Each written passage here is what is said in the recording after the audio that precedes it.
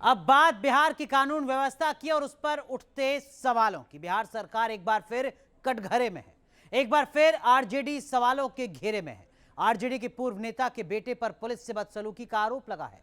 विपक्ष बिहार में जंगल राज की बात एक बार फिर कर रहा है। रात दिन काम हो रहा है।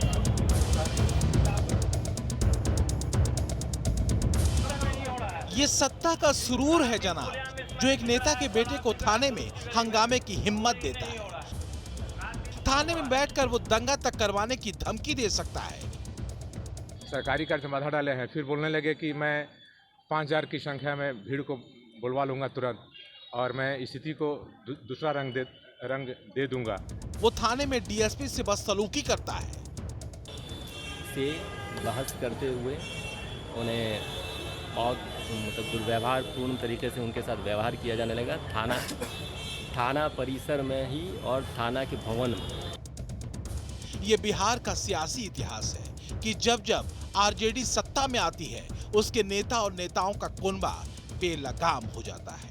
मामला गिरफ्तार दुकानदार को छुड़ाने को लेकर था और पूर्व एमएलसी का बेटा आपे से बाहर हुआ जाता था। थाने में बेटे ने अपने 10 नंबरी होने के सबूत दे दिए। हैरानी की बात, बेटे के बचाव में बाप की भी दलील वही है। अभी कोई कमेंट नहीं, अभी बाद में फैसला होगा। नहीं तो आप बताइएगा ना।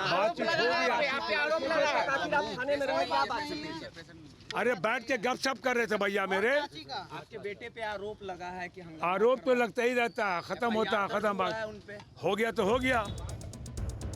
हो गया तो हो गया, यही वो तासीर है जो राष्ट्रीय जनता दल की सियासी सोच को खतरनाक बनाती रही है।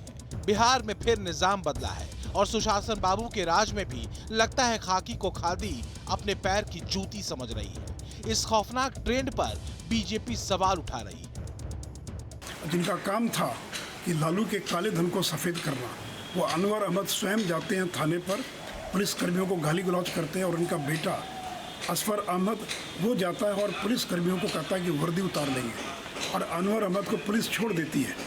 असफर अहमद को भी पुलिस इतनी डरी हुई है कि दूसरे थाने भेज देती है। यह हाल तो पटने का है। नीतीश जी, आप कहते जनता का राज, यही जनता का राज है। बीजेपी का आरोप है कि बाप बेटे दोनों गुनाहगार हैं, लेकिन पुलिस कार्रवाई से डर रही है। विपक्ष का ये भी कहना है कि जब से नई सरकार सत्ता में आई है, बिहार में अपराधियों के हौसले बुलंद हो चुके हैं। आंकड़े इसकी तस्दीक भी कर रहे हैं। मंगलवार को पटना में 2 युवकों की हत्या कर दी गई। सीवान में पुलिस पर हमले में एक सिपाही की मौत हो गई। पटना में खनन विभाग के कार्यालय में गुंडागर्दी हुई और आरोप आरजेडी पर लगे। बिहार में ये पिछले 1 हफ्ते का आंकड़ा है, जो राज्य की कानून व्यवस्था को कटघरे में खड़ा करता है। आश्वासन नहीं, सुशासन। बिहार के मुख्यमंत्री नीतीश कुमार का ये नारा वाजिब है, मगर क्या यह हकीकत है? क्योंकि बिहार में जो घटनाएं घट रही हैं वो इस तरह के नारों पर सवाल खड़ा कर रही हैं। बिहार की विधि व्यवस्था पर सवाल खड़ा हो रहा है। सवाल ये कि क्या बिहार में वाकई सुशासन है? कब थमेगा अपराध का ये सिलसिला? कैसे बदलेगी सूरत? क्या दावे महज दावे रह जाएंगे या लोग वाकई बिहार में खुद को सुरक्षित महसूस कर पाएंगे? इस सरकार में उस शख्स को कानून मंत्री बनाया गया था जिन पर अपहरण का संगीन आरोप था।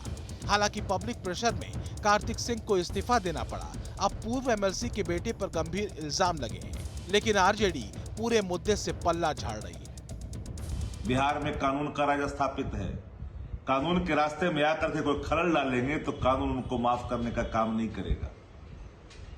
नेतृत्व के साथ साथ सरकार का सीधा स्पष्ट संदेश है सभी लोगों को कि कानून अपना काम करेगा और कानून को कोई हस्तक्षेप करेगा तो कानून उसे बर्दाश्त नहीं करेगा। बिहार में कानून व्यवस्था बिगड़ रही है और सरकार के पसीने छूट रहे हैं। नीतीश कुमार बैठक पर बैठक कर रहे हैं, लेकिन महागठबंधन सरकार के लिए संकेत शुभ तो नहीं है। फिर से जंगल राज रिटर्न्स के आरोप लग रहे हैं। पटना से रजनीश सिन्हा के साथ टीम न्यूज नेशन।